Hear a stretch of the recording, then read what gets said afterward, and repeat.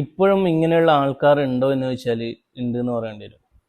എങ്ങനെയുള്ളവർ ചോദിച്ചാൽ നമ്മുടെ വീട്ടുകാരോട് പിണങ്ങി ദേഷ്യപ്പെട്ട് നടക്കുന്ന ആൾക്കാർ, ഭാര്യയോട് ദേഷ്യപ്പെട്ട് പിണങ്ങി നടക്കുന്ന ആൾക്കാർ.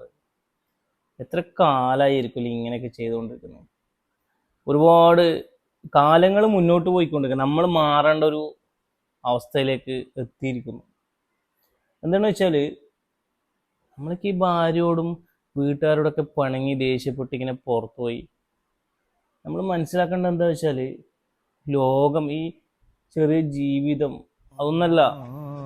ന്യൂസൊക്കെ കണ്ടില്ലേ, ഗ്യാസിനൊക്കെ ക്ഷാമെന്ന് പറഞ്ഞിട്ട് ഹോട്ടലൊക്കെ അടച്ചു പൂട്ടാൻ തുടങ്ങി.